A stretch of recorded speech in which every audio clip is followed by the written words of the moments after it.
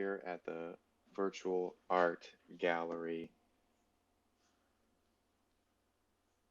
Make sure we're getting audio. And we're not, because that's plugged in. All right. Are we at Tezos? We are at the Tezos Gallery. What is up, Twitch? We're at the Tezos Art Gallery. We're going to be talking about art on a deeper level. We're not going to be saying that it's amazing, it's beautiful. No, that is a fixed mindset that I feel people need to overcome, especially in this space. Like in all these Twitter spaces, it's just like you show a piece, maybe you shill it or whatever, you talk about it for 2 minutes, and then that's it. It's, oh my God, that's beautiful, that's amazing. Okay. And then people wonder why they then get burned out. Um, and one of it is self-discipline. But what is that discipline in? Is it creating something that's beautiful? Like, okay, that kind of takes away then the process and the beauty in the process.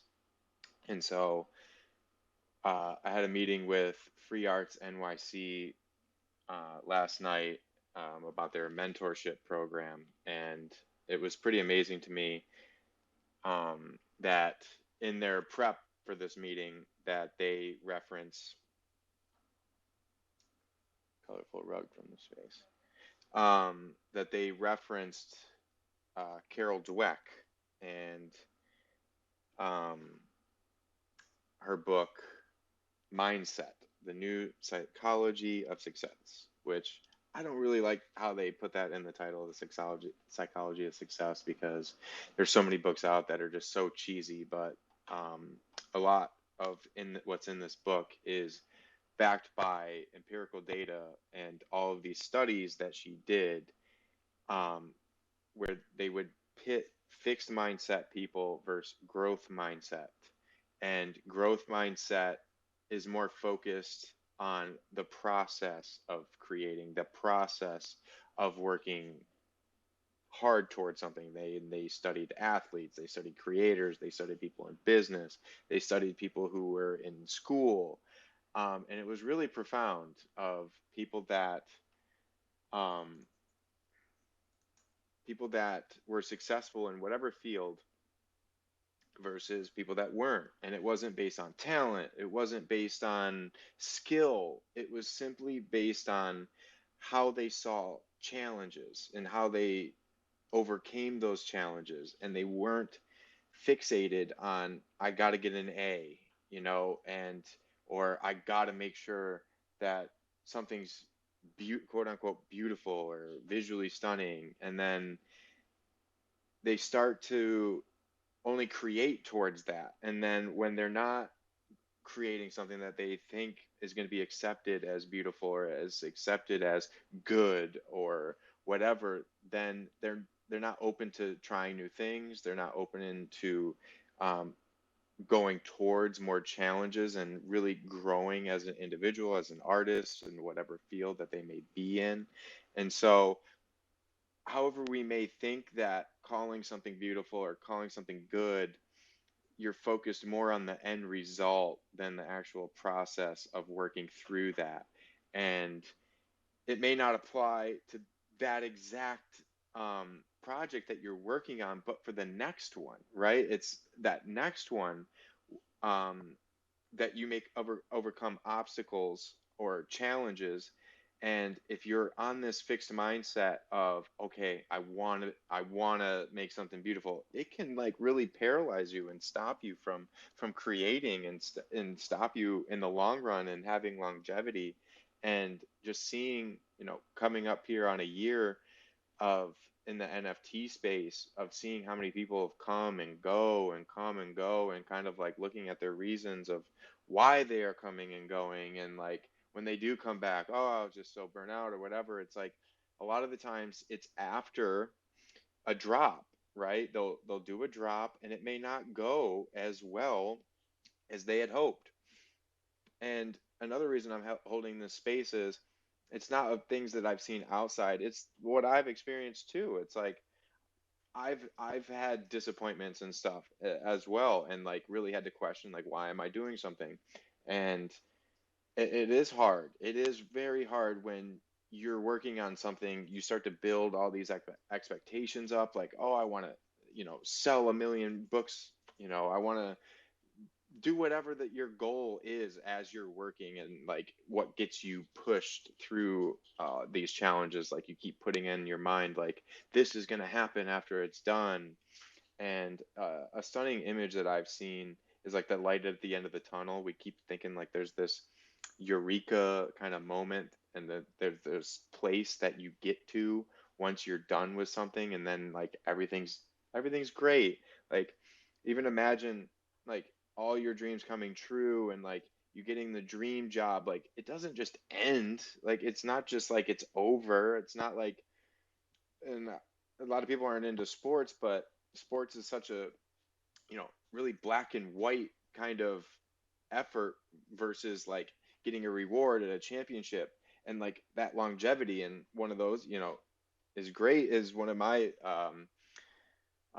personal heroes is Tom Brady. Whether you like or hate him, like that longevity, now he's in his 23rd season. Like that doesn't just come, especially for someone who was the 199th draft pick. Like that doesn't just come to him. And one of the athletes that they talk about in the book, that Carol Dweck talks about in the book, is Muhammad Ali.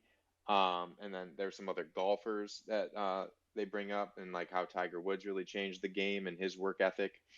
Um, and it's just this grit, and like my favorite word is indefatigable, and it goes with this growth mindset of embracing these challenges and constantly never not learning. And sorry, I know I don't have much time today, so I'm just like getting through all this, and it's been built up inside my head.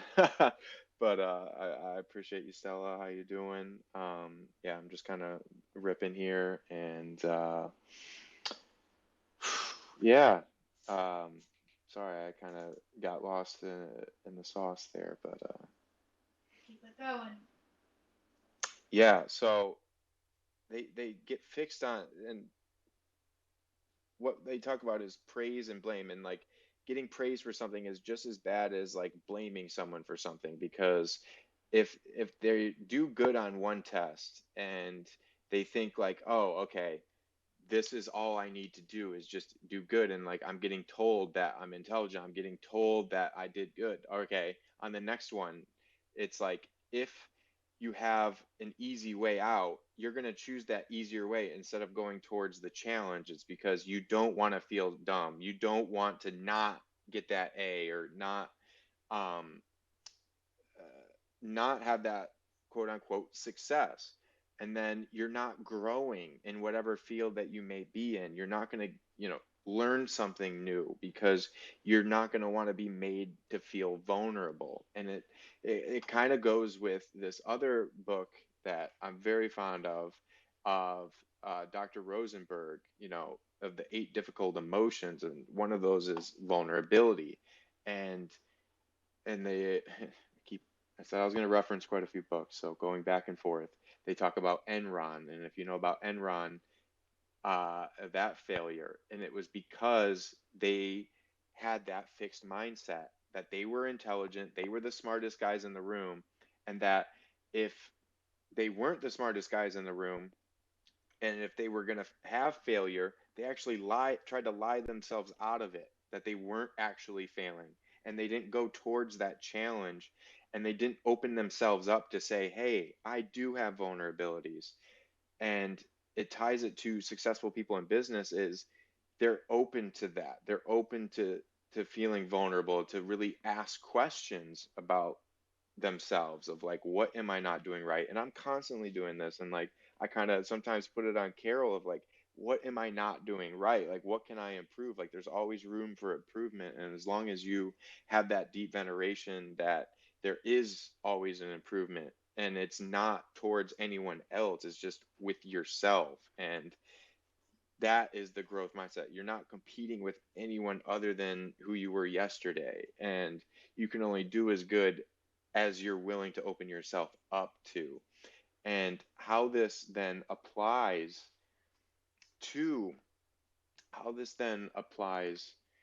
to art and in this space is that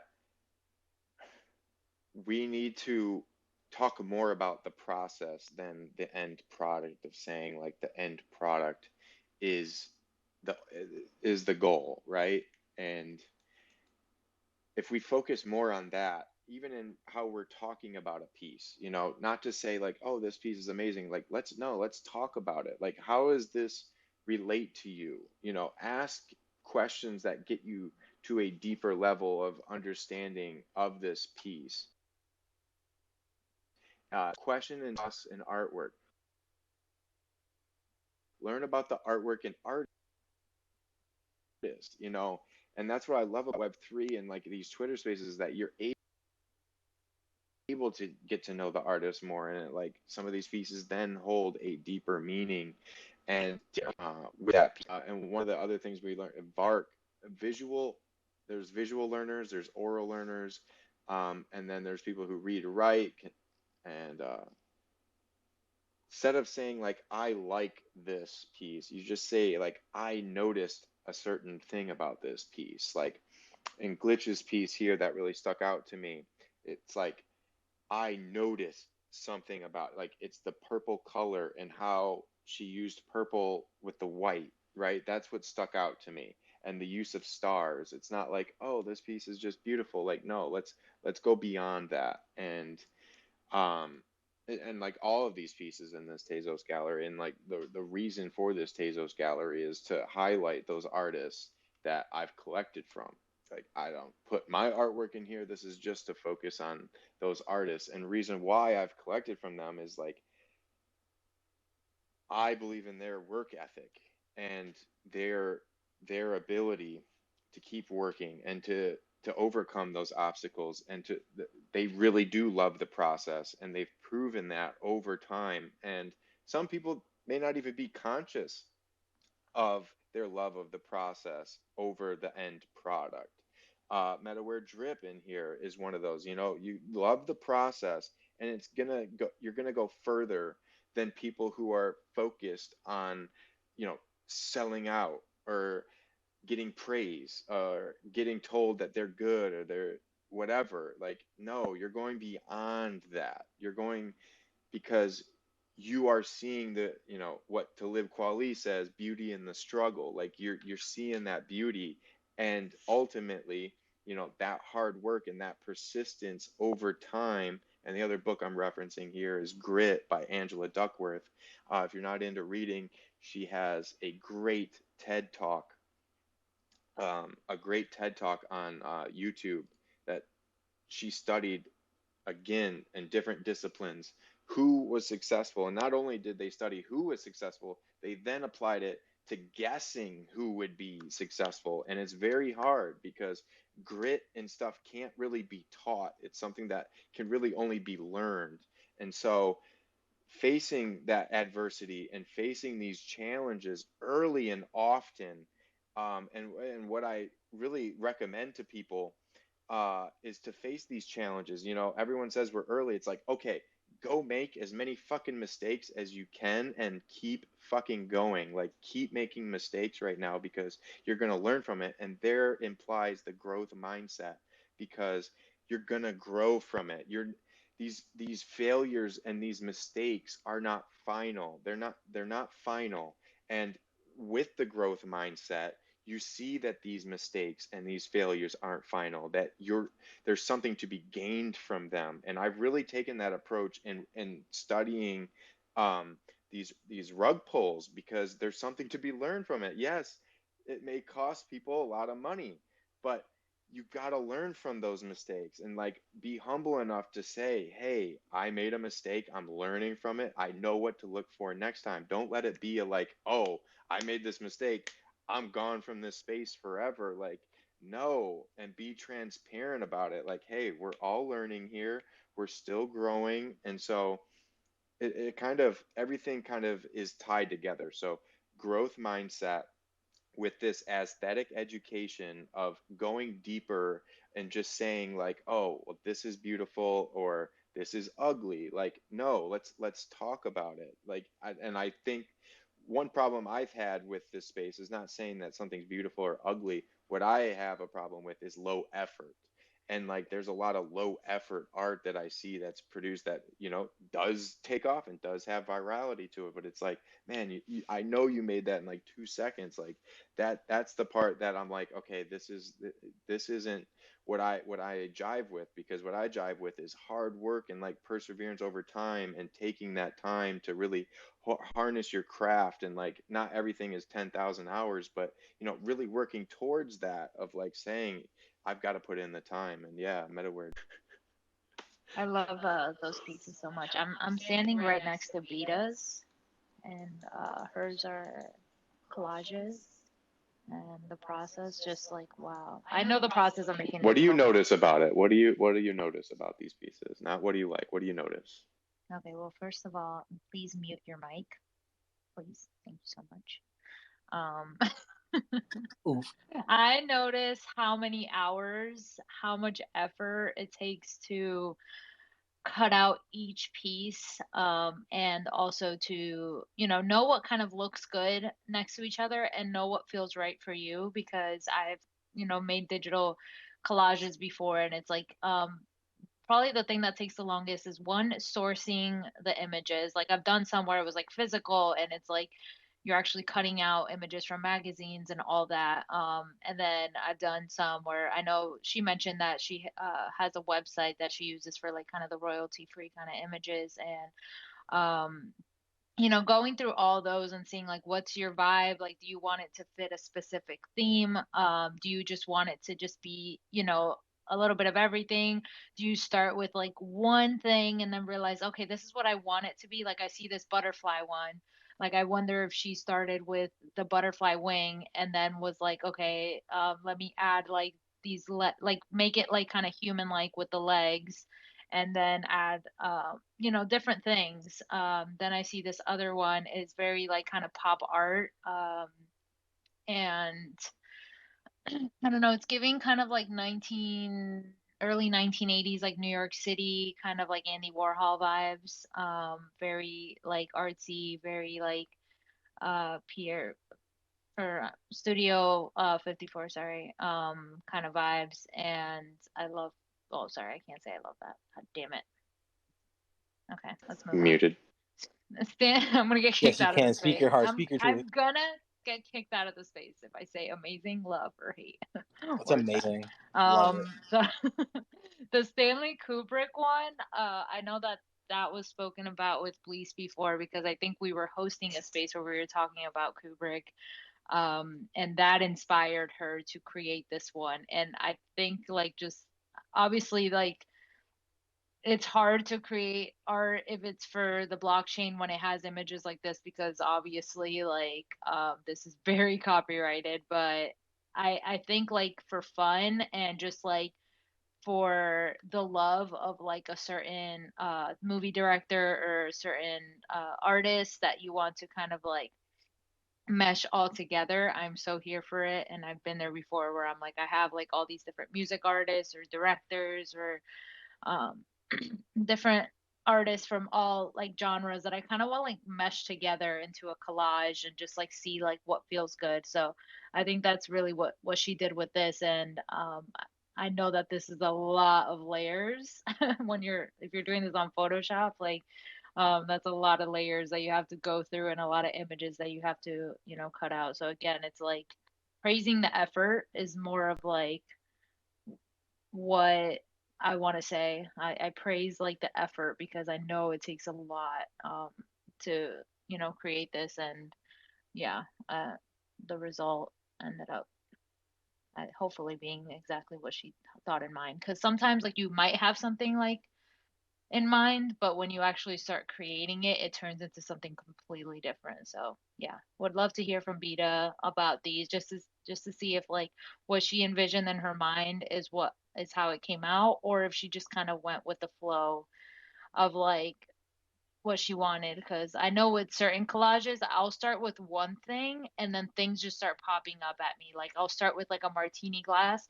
and then I'm like, you know what, I want like a snake around, and I have one like this where I'm like, I want like a snake around like the part where you hold it, and then I want like flowers, and then I want like eyes in the flowers, and then it could go as crazy as you want it to be. So that's what I appreciate a lot about collages. Yeah, and this Kubrick one I will never get rid of because that was just like such a profound moment in these Twitter spaces, uh first meeting Beta and then having someone from across the world know about Stanley Kubrick on like a deep level of seeing all of their films. It was just it really blew me away of like how much she knew about Stanley Kubrick and all the his films. And so she created this and then uh I got it. It was just really, really an incredible experience to go from like talking in a space about it and seeing this final product. And yeah, I forgot how many layers she said it was, but it's over 100 layers that she cut out, and um, a lot of her uh, collages, like the one next to it, she'll cut images out of magazines and then make these collages. So it's like a mixture of like real art, or like I wouldn't say real art, but like Like mixed physical media. product, yeah, mixed media, really mixed media stuff. So yeah, a lot of props to collages because a lot of thought goes into them. Like you're looking at this mask, from Eyes Wide Shut, and then inside the mask you've got different scenes from different Kubrick films, and how she mixed these together. I just feel like it just takes on just another level. Like Kubrick's already a level in and of himself, but to really put this together like that, it really elevated it for me.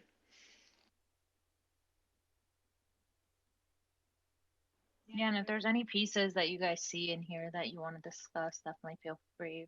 I'm just kind of roaming around and checking out different things.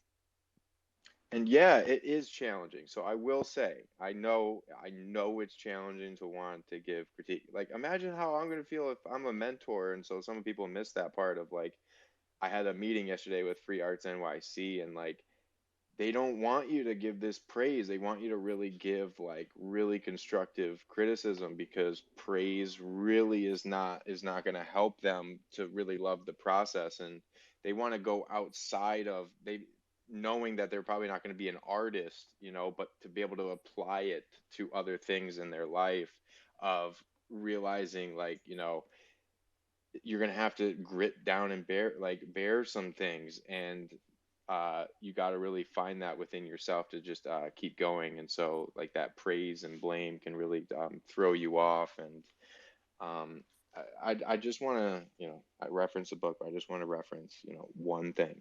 All right. You can even see the difference in people's brain waves. People with both mindsets, that being the fixed mindset and the growth mindset, came into our brainwave lab at Columbia. As they answered hard questions and got feedback, we were curious about when their brain waves would show them to be interested and attentive. People with a fixed mindset were only interested when the feedback reflected on their ability. Their brain waves showed them paying close attention when they were told whether their answers were right or wrong. But when they were presented with information that could help them learn, there were no sign of interest. Even when they'd gotten an answer wrong, they were not interested in learning what the right answer was. Only people with a growth mindset paid close attention to information that could stretch their knowledge. Only for them was learning a priority. If you had to choose, which would it be? Loads of success and validation, or lots of challenges? It's not just on intellectual tasks that people have to make these choices. People have to decide what kinds of relationships they want, ones that bolster their egos or one that challenge them to grow. Who is your ideal mate? We put this question to young adults, and here's what they told us. I won't keep going, but yeah. Yeah, Um, what he said. And on that note, I gotta say goodbye. And I love you guys. You guys are amazing. Peace out. Till the next party, meta party Bye, vibes. MetaWare. Thank you for Deuces. stopping by. Oh, and I pinned ah, up at the top. Check out Law City. What they're doing, it seems pretty cool. They have like it seems like lawyers in Decentraland, and I guess that's pretty big. I don't know. sounds web too. Sounds web you. I'm looking at this censorship piece right next to the Kubrick piece. It's a Choen Lee. If you guys know Choen, she has a big presence in the spatial community, in the NFT community. Like that she's always like, in spaces with us, speaking when it's like their bedtime. It's just, a lot. But appreciate her a lot. And I'm just looking at the censorship piece because I've been in her gallery and I've seen a lot of her artwork. And this is the first time I'm seeing this one actually. And I feel like it's such like a representation of like how I don't know how we feel like when we really want to speak our minds and really want to say something, and it looks kind of like also like anger and a lot of frustration to want to speak out, but like everything is like, holding you back, and it looks like the arms are they look like they're wearing suits. Like some of them look like they're kind of wearing suits. So maybe it was like a representation of like the corporations and kind of like maybe like um all of the kind of regular businesses trying to suppress artists. That's kind of how I see it. I could be completely wrong, but but yeah, I think this piece really represents how a lot of people feel, not being able to fully express themselves and being held back by, or maybe like their jobs are holding them back or something's holding them back. So yeah, I just wanted to bring that one up because that one just really stood out to me. And obviously, there's a portal next to it with the off NFT NYC gallery, which I think back then had 6 levels. There's like 8 levels now, I believe. So yeah, there's a lot in there to see. But I love that this one just stood out to me. I was looking at that one too, and I noticed that there's like little pieces of like, I guess you could say like hay or something like that. And it just looks like the like what you mentioned, the corporate greed and everything, but it feels like they take our best ideas and then they try to shut us up with like the rest because it doesn't fit their agenda, their corporate agenda. So yeah, and definitely like with that eye, like, and on the body is definitely like someone who's woke, someone who's like trying to express themselves, trying to like express what they feel, and just being blocked. Like I see the eyes kind of blocked. So yeah, it's really really interesting to see. And yeah, like those pieces of hay is like basically like all those ideas that they are taking away from them, and you know what I mean, like crediting their own selves with it. I don't know, like Yeah, that's no, what it seems like. definitely. And I noticed like the handcuff is also like right next to the paintbrush. So it's um like they have you basically chained. So it's like, yeah, like, and I know like it's to bring it to the Kanye thing. I know his situation is way different, but I know he spoke out about like, he's the creative. He's the one with the minds, and that's how it is for a lot of creatives. They're the ones that have like, the ideas. They're the ones that have like the vision for what they want to do with something, and then to get these corporations, in suits, when you're sitting down and speaking to them in a business meeting, and you're telling them your ideas, and either like you're basically on mute, like they don't care, or like they just take those ideas and then they kind of redo it themselves, maybe for less money or maybe for more money or maybe just something that you never agreed upon. So I think that a lot of people can relate to that, whether it's on a huge scale like that or even like on the smallest scale. Um, there's been a lot of times where I'm sure a lot of people have felt like, this is my idea, this is my vision, and they felt like the only way to go was to work with these, corporations or big companies that then got screwed over one way or another. Or just knowing that that would happen, like with Bleace, like being a self-published author instead of like wanting to go with like these huge publishing companies that are going to take all of your rights. Yeah, I think this is a representation to all kinds of artists, like from all walks of life. And yeah, that's basically all I have to say about that. Hey guys. Did you rub your head again? No. Sorry about that. You said drop your head again? No, I'm just rub kidding. my head again. You know, like when you Love rub it, your Serena. belly, and you pat your head at the same time. Have you guys ever tried that? Yeah. I just tried it. Oh, okay. Well, anyway, that's That's my life. Hi. Hi, darling. My name What is up? Let's go. Jonah. Hello. God bless you, babe. Hi, Oh, Jonah. cutie. Say that you like the metaverse. Hi. So, Come into the metaverse. Come into the Tezos Daddy? Gallery with us. Oh my Whoa. Hi, my name is Serena. All right. Hi, This Mom. is a little Ayo. too. All right, this is a little too much. I'm so sorry. It's my niece and Jonah's nephew are looking for over. a daddy, guys. We need a daddy for Jonah. I'm so sorry.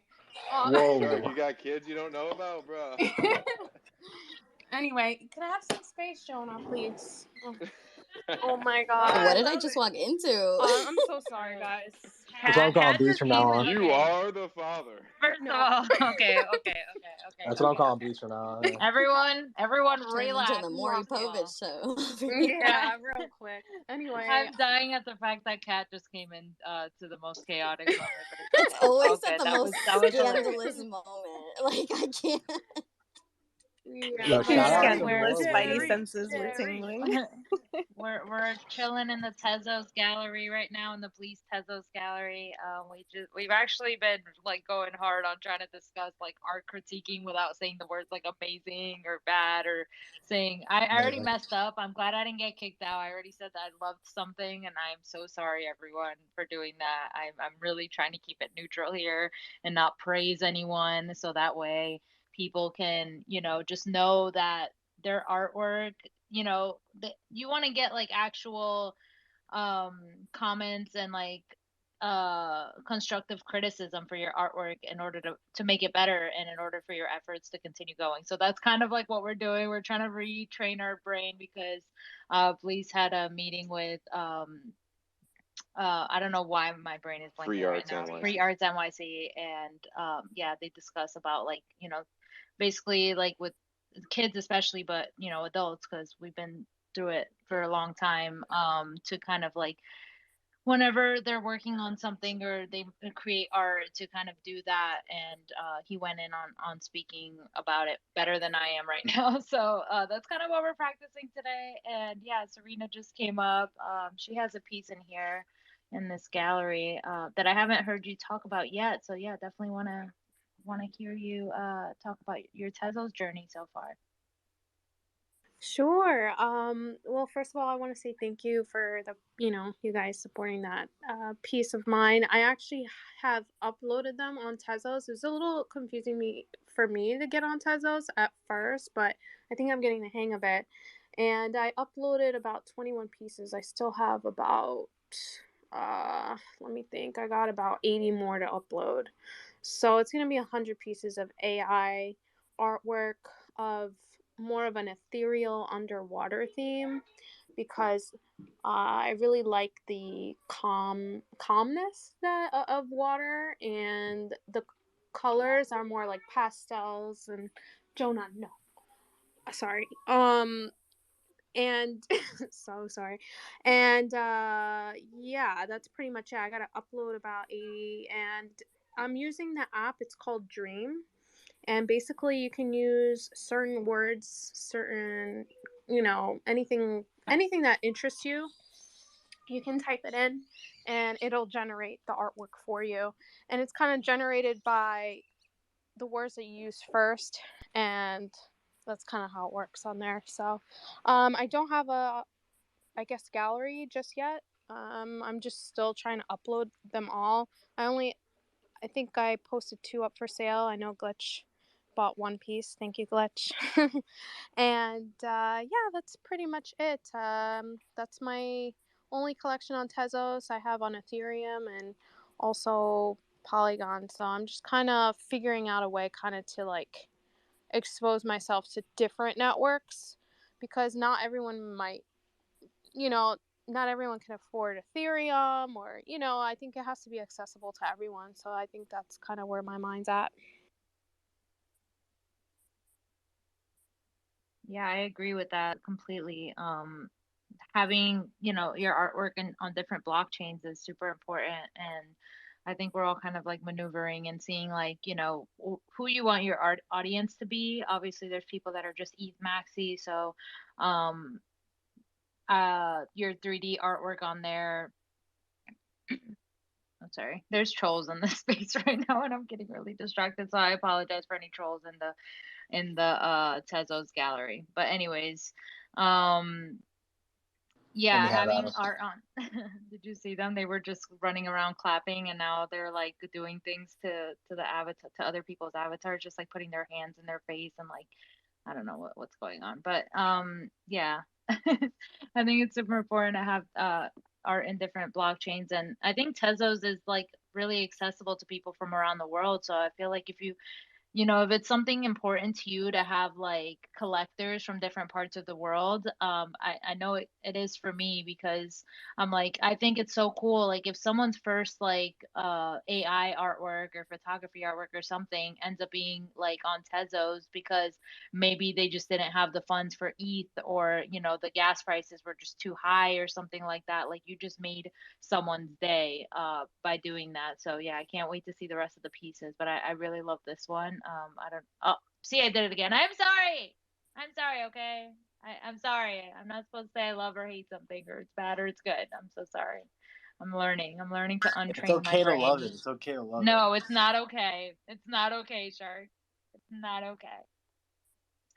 Okay. I'm gonna just walk in front of it and really stare at it for a while and I will come back. Yeah, and I'm glad you said that, Serena, because that was like one of the major reasons why like I wasn't able to collect on ETH, so I was able to pick up a Tezos piece. So it's just one of those things.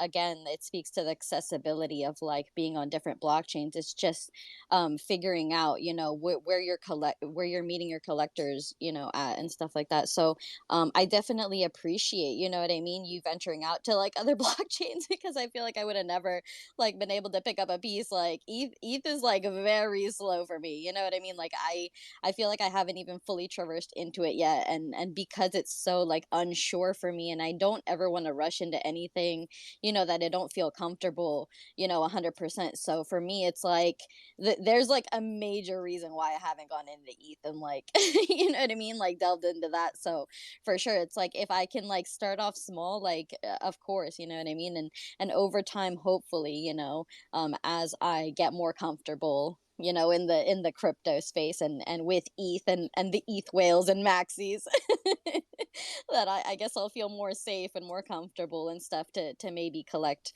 art there in the future. But for sure, like all I can say is that I support you guys so much as artists, and on any blockchain that anyone's on, because it's a scary thing. It's a scary thing, like juggling a lot of things. You know what I mean?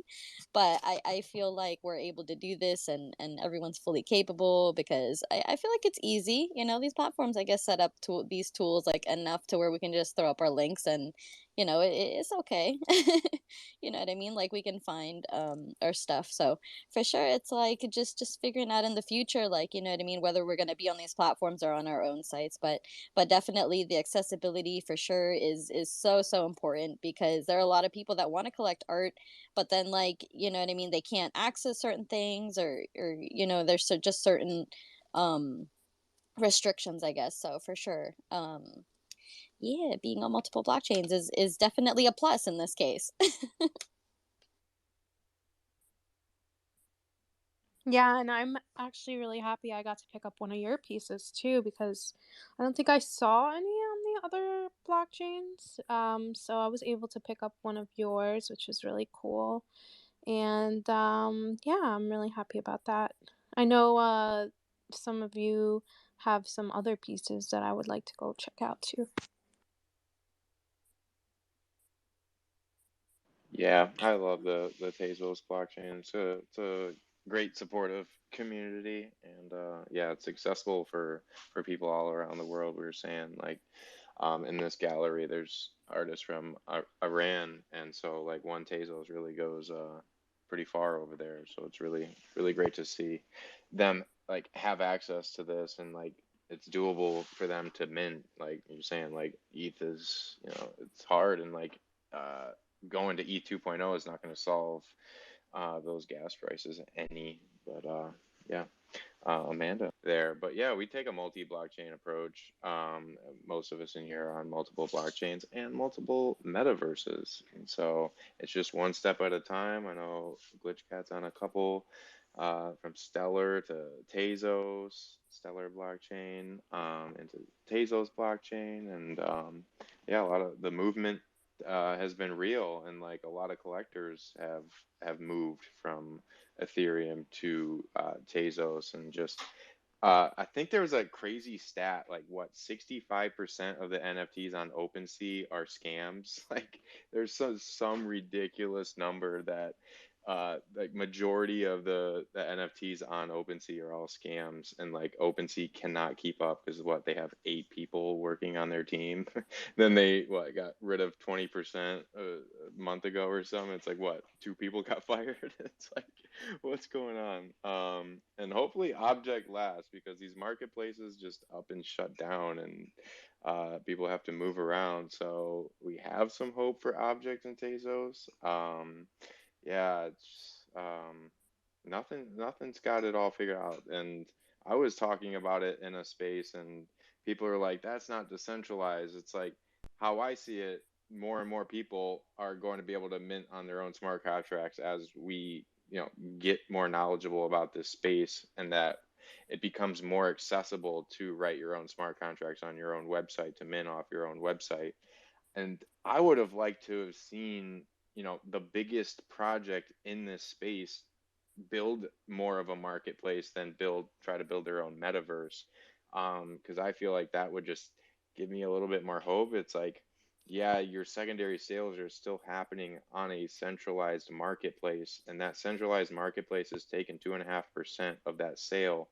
And reason why I see an issue with that, like, yeah, that's not a lot now, but if you look at what Amazon was taking just 10 years ago, it's a lot different than what Amazon is taking now.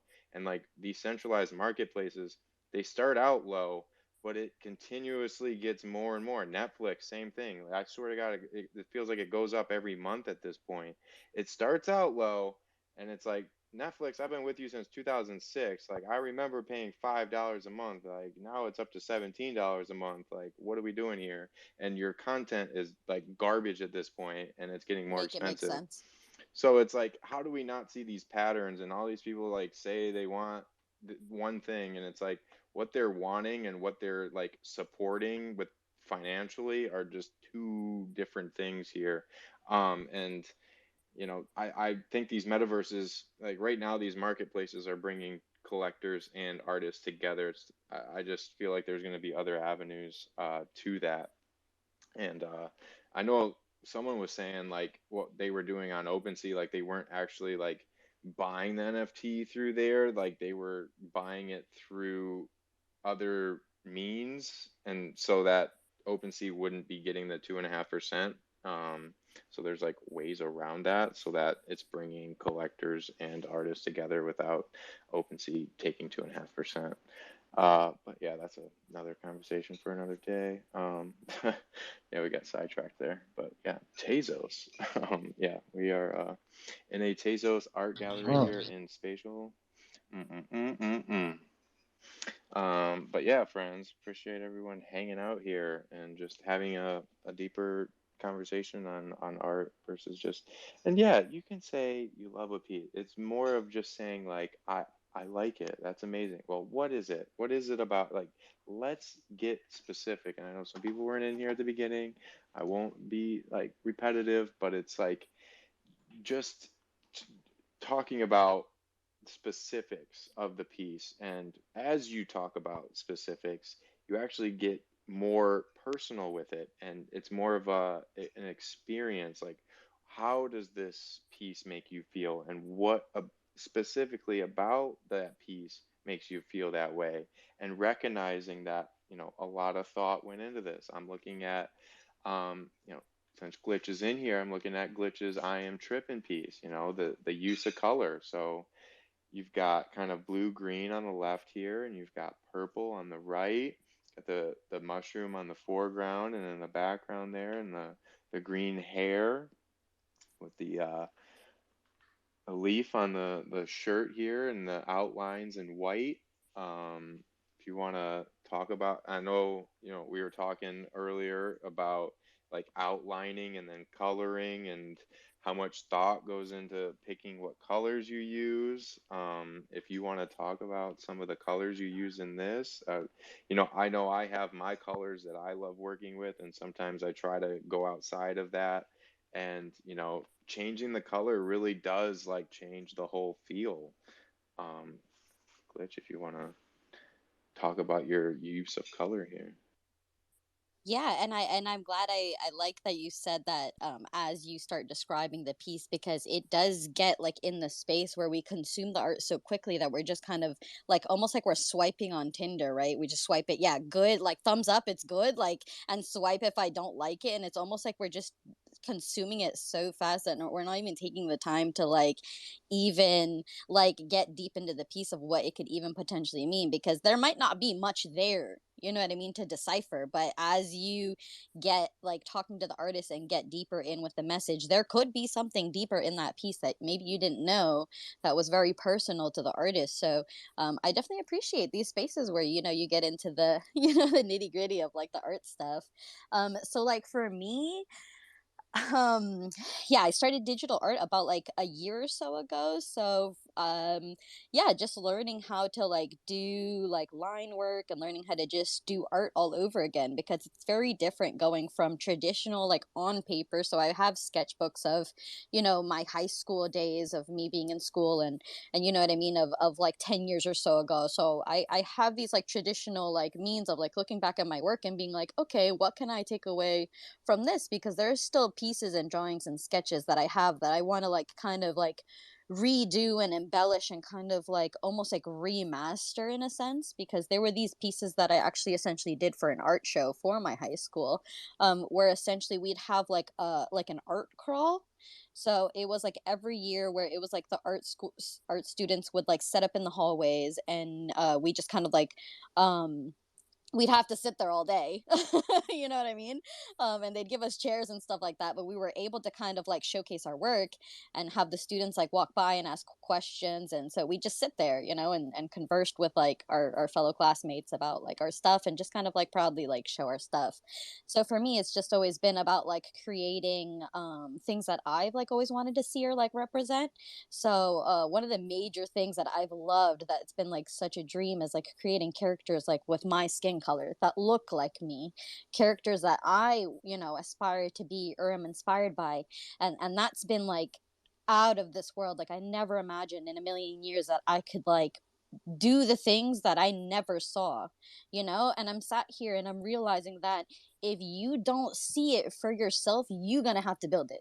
You're gonna have to build it if you don't see it. So I'm here just trying to build what I, you know, see a lack of representation of, what I didn't see myself, and what crushes me to this day when I see reactions of like a black Ariel, and then the backlash of that, you know, on the other end of like, how can you hate something that is just so representative of so many people? So for me, it does make me emotional when I get to represent, when I get to show up, and when a lot of these artists don't have a lot, you know what I mean? And they're showing up with just their heart and their passion and, you know, all this stuff. So for me, it means something to show up and to do all this stuff just for me personally. So I've definitely dived into characters and more animation styles. As for colors, I love really like I'll go anywhere from like super intense, like retro, like pop, to like pastels, to like very soft tones.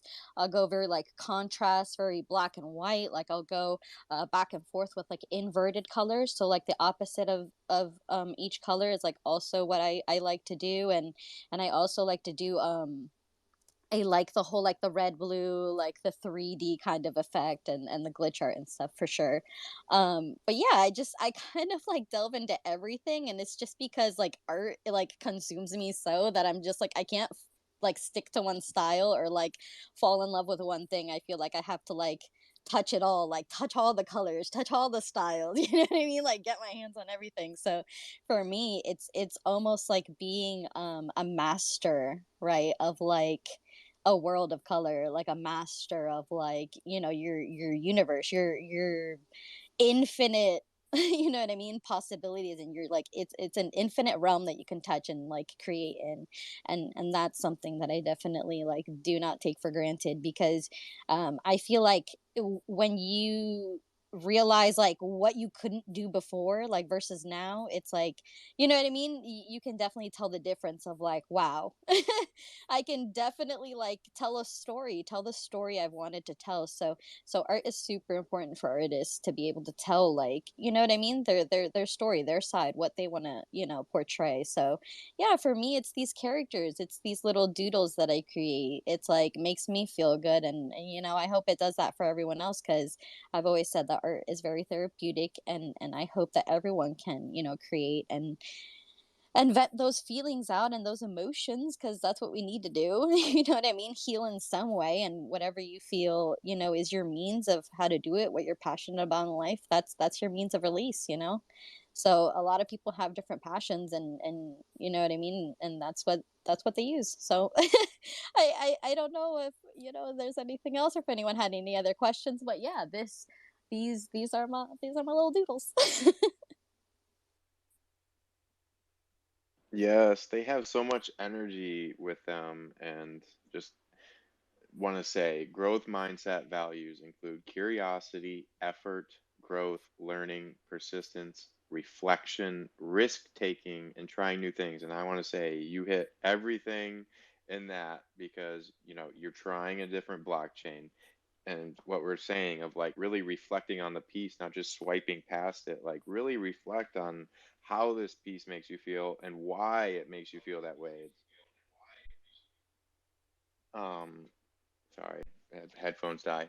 And yeah, and like you're constantly learning new things in this space, and I see that with you. And I mean, you said what, over 200 pieces in the last year since you minted your first NFT. Like that is just the work ethic I'm talking about of these artists that are in this gallery in particular, and like what artists that I believe in is that it's more the work ethic, and like that's what I really want to get to know.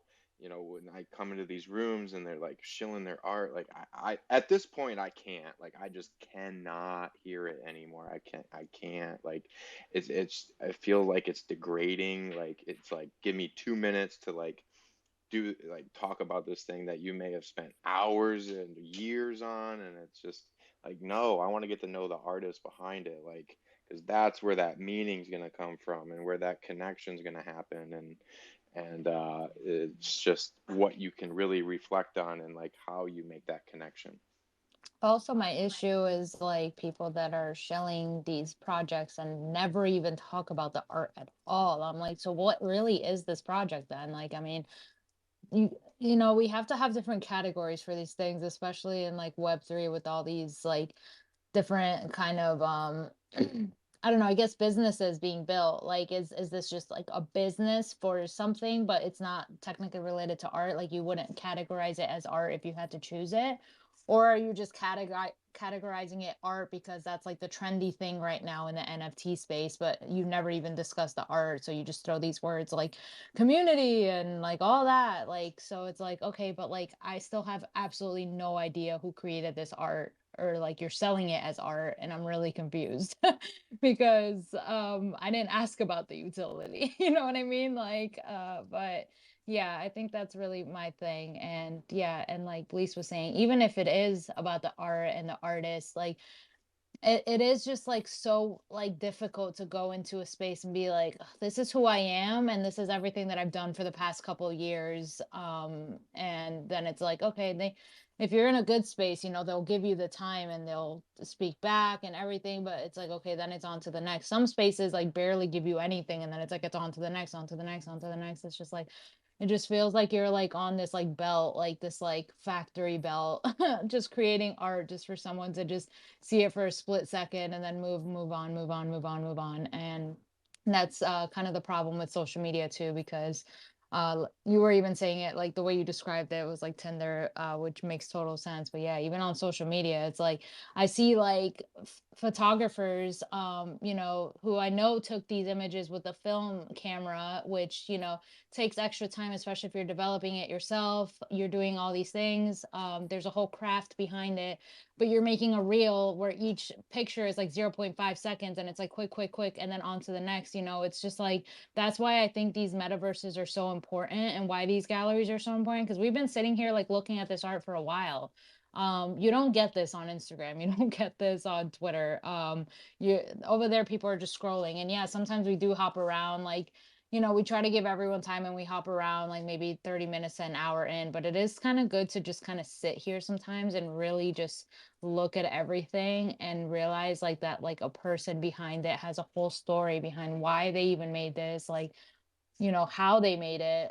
Like I'm in kind of the I'm standing right in front of the galaxy booty, but I'm in kind of like this galaxy room with like 7 spaces, and then like the galaxy butt, and then like different things in here, and it's like each piece is just so different, and like each one has a story, and like some of them were created by hand, some of them were created with artificial intelligence, like some of them are just, you know, both, or like mixed medias. There's just like so many things, and this person just felt like they wanted to put this out to the world, like this little owl one, like, you know, it's like they felt this and they wanted to show other people. Like I think that's so cool. Like, and I saw actually that like Disney just released their first AR movie. So I thought it was like really interesting because obviously, you know, they're obviously the big company that are going to come after all this stuff very soon. And someone in the comments was like, what benefit does this have like to anyone? And it's like, that's like I hate questions like that, because then it's like, what benefit does any art have to anyone? You know what I mean? Like, Metamorphosis in 2018. So cheers, girl. Give it to or them. If we adopt the K in cosmic or in colorful, like that's beautiful. Just such cool synchronicities in this room right now. No matter where we're joining from, we got to like bond over this, you know, random affinity for angular letters. So cheers, meow meow. and Keep today's your birthday. Meow meow, yes, Yes, happy birthday. meow. I saw all the balloons balloons. Happy pop up. birthday to you. Go off, cat. Beautiful Go. girl. Also, Fat Rat Mafia fan. What's up? Let's go. You trying to battle on your birthday, girl? Meow meow meow meow. Just kidding. Meow meow meow. Oh yeah, meow battle. That's how I do it in the mafia. It's a meow mafia when it's cat. I love it. Your vibe attracts your tribe. You know, we are all here for Hey. a reason, and Set so here first. we're here on this wavelength. ET in the building. Yeah. Yeah, I see Cosmic down there. Y'all got me floating in this Tezos gallery. I am in the sky We right in now. outer space. Y'all should have hashtag Tezos up there. Yeah, it's yeah, that comes Just with saying, pros that and attracts cons. collectors. Yeah. Then you get people shilling, and I cannot. We can just insult them out of stage. How dare you come in here? Just want to sell yourself to me. Like, just tell me about you. I much rather know about the artist than, you know, you forcing your project upon me. It's just like, it feels like, I said it today. Someone's like, what's your pet peeve? And I kind of just went off on the comment. They didn't even like it or respond. They're probably like, damn, all right. But yeah, no, it feels like. I'm gonna that's gonna be one of my first pieces released. It's gonna be Tezos. I can tell you that. Hey. Well, definitely let us know when that happens. You have to come back. No, you don't like chilling, Bleace. No, but getting to know you as the artist. But yeah, Kat, have fun on your birthday. It's nice that it's synced up with a Friday. I know some of us work on weekends anyway, so it means a little less. But yeah, make the most of it. Appreciate you coming through and at least hanging out with us a little bit. And we'll see you next time. But thanks. Happy birthday! Cheers! Thank you. Cheers. Keep it cosmic. Meow meow. Meow meow. We're part of the nudie Meow, meow. community too, which are a bunch of cats, so we're used to the meowing. Perfect. Also vibes. I think the cats and All the the rats vibes. can be friends, right? I mean, they don't have to be Yep. enemies. Kind I of know like this. Tom and Jerry tries to tell you otherwise, but I think they really loved each other at the end of the day. And it's perfect. If Oh anyone yes, is yes. Perfect. obsessed. If anyone was just watching the Bleace Twitch stream, which maybe not in here because I know you guys are in the actual gallery, but there's a glitch. There's already a glitch. If you fist pump hard enough in spatial, you float. Well, I'm like in the air, like way up in the air, and now there's another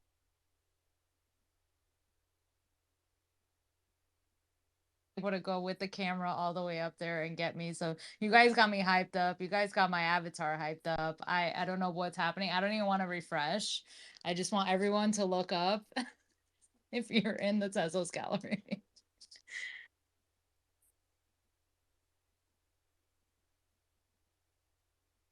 But yeah, guys, this space will be a little shorter than normal. I do have some other stuff I need to take care of. I am going out of town next Thumbs week, down. which was on a week's notice. Cap. So yeah, it's kind of Black thrown heart. my schedule all over the place. So, but yeah, this was fun, and yeah, thanks for letting me get up on my soapbox today. Give me some black hearts for Bleace. Goodbye, Bleace. Great space, brother. Thanks for everybody sharing and new friends. Met some new friends tonight. That was great. So if anyone wants to say any last words, feel free. O forever hold your peace. Colorful running from the scammers, like.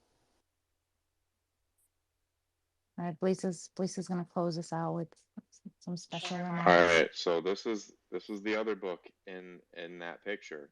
Okay, this is Psycho, the book that the movie was based on. The real end came quietly. It came in the small barred room where the voices had muttered and mingled for so long a time. The man's voice, the woman's voice, the child's. The voices had exploded when triggered into fission, but now, almost miraculously, a fusion took place. So that there was only one voice, and that was right, because there was only one person in the room. There always had been one person, and only one. She knew it now. She knew it, and she was glad. It was so much better to be this way, to be fully and completely aware of oneself as one really was, to be serenely strong, serenely confident, serenely secure. She could come back upon the past as though it were all a bad dream, and that's just what it had been, a bad dream, peopled with illusions. There had been a bad boy in the bad dream, a bad boy who had killed her lover and tried to poison her. Somewhere in the dream was the strangeling, and the wheezing, and the clawing at the throat, and the faces that turned blue. Somewhere in the dream she was the graveyard at night, and the digging, and the panting, and the splintering of the coffin lid. And then the moment of discovery, the moment of staring at what lay within. But what lay within wasn't really dead, not anymore. The bad boy was dead instead, and that was as it should be. There had been a bad man in the bad dream too, and he was also a murderer. He had pecked through the wall, and he drank, and he read filthy books and believed in all sorts of crazy nonsense. But the worst of it all, he was responsible for the deaths of two innocent people, a young girl with beautiful breasts and a man who wore a gray Stetson hat. She knew all about it, of course, and that's why she could remember the details, because she had been there at the time watching. But all she did was watch. The bad man had really committed the murders and then tried to blame it on her. Mother killed them. That's what he said. But it was a lie. How could she kill them when she was only watching? When she couldn't even more move because she had to pretend to be stuffed with figure, a harmless stuffed figure that couldn't hurt or be hurt, but merely exists forever. She knew that nobody would believe the bald man, and he was dead now too. The bad man and the bad boy were both dead, or else they were just part of the dream, and the dream had been gone for good. She was the only one left, and she was real. To be the only one, and to know that you are real, that's sanity, isn't it? But just to be on the safe side, maybe it was best to keep pretending that one was a stuffed figure, not to move, never to move, just to sit here in the tiny room forever and ever. If she sat there without moving, they wouldn't punish her. If she sat there without moving, they'd know that she was sane, sane, sane. She sat there for quite a long time, and then a fly came buzzing through the bars. It lighted on her hand. If she wanted to, she could reach out and swat the fly. But she didn't swat it. She didn't swat it. And she hoped they were watching, because that proved what sort of a person she really was. Why, she wouldn't even harm a fly. And that's the end of the cycle. All right, I appreciate everybody.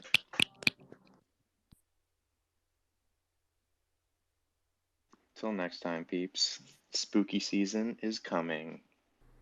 All right, Twitch. Interesting space here. But yeah, thanks for tuning in. Thank you so much for watching these videos, taking the time. There's nothing more precious than your time, and we truly value that. And we value that you watch this all the way through. Check out more at Bleace.com, the home of Bleace Livestream HQ and the Meta Party vibes. Check out the eco-friendly, clean NFT collection on Object.com on the Tezos blockchain. It's free to support artists. A like, a share goes a long way. We would love to support you in any way we can. Follow for follow on all socials at BLEACE NFT, Bleace NFT, and Colorful Designs. Colorful with a K, Designs. Let's go further together.